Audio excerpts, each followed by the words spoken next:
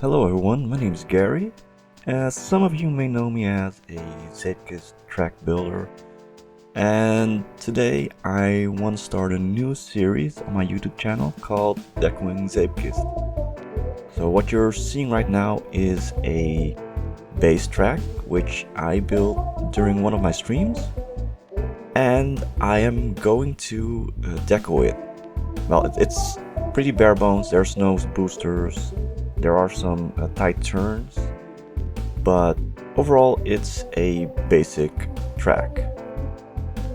Now, what I'm doing right here is I am adding some terrain. I wasn't sure how I wanted to make this track, but once I had the theme in my head, I started to add some slopes.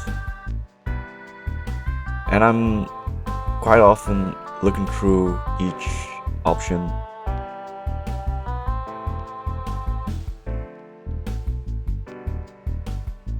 It can be quite time consuming. It took me around 2 to 3 hours or so to build this track. I'm not entirely sure how long it took me to build this one. So as you can see, I am overlapping some track elements. I've used the base of some of the elements and used them as grass. Like, I've put the rocky wall vertically and colored it grass color. And some elements that had terrain added to the track itself, I removed the grass layer and painted the rock layer as grass.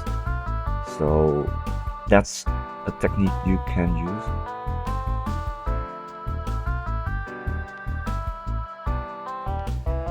For these walls, I try to use double-sided rock walls as much as possible. There aren't a lot of them, and all of them are square shaped, so it's not ideal for everything. I mean, you can technically flatten the larger technically not double-sided but four-sided rock walls. You can flatten them, but I really didn't think about that at that point. So at this point I'm just trying to fill the gaps. There always has to be something to see when a driver passes by a location. So building a track can be really time consuming, especially when you're decoing. If you don't deco it, then it might not be as time consuming, but your track won't look as great as it can be. The main problem with these terrain pieces is, while they fit together, they do leave some seams, even when the wall is technically straight.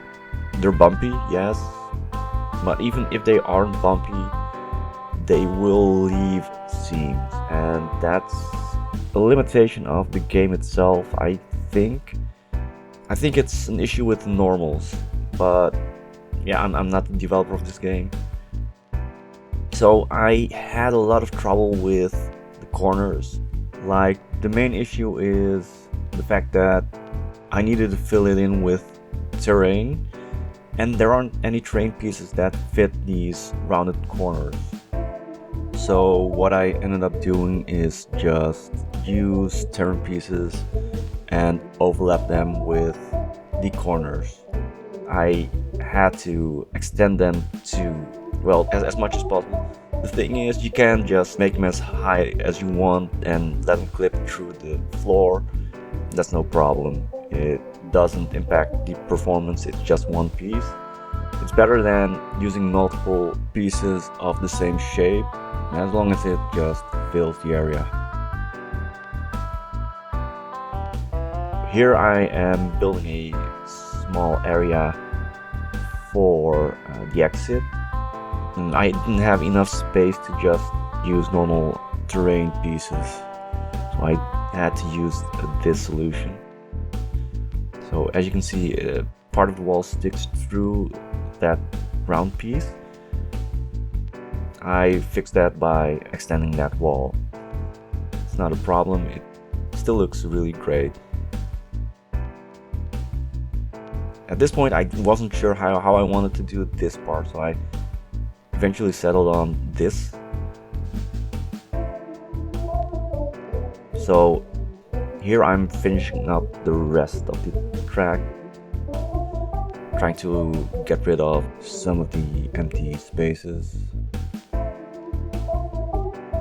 And also, I don't know if I can call it hard edges. It's more like I wanted to smooth it out, so you don't have to completely build the mountain front to back, as long as it looks great from the track itself. So right now I'm adding trees, I'm adding rocks, basically adding filler. Now I'm adding pillars. Those pillars are just for decoration. Some of them are broken, some of them are intact. Since pillars are made of multiple parts, it's quite easy to do that. Decoing doesn't have to be hard or complicated. It just takes time. And here I just add some mountains and building a simple mountain to make the exit not look flat. So now I'm adding my signature name. I wanted to make it blend well, so I added a frame to it, and eventually I also added my stuffed animal as an Easter egg. So here's the track itself. So it's rather smooth. This is my validation run.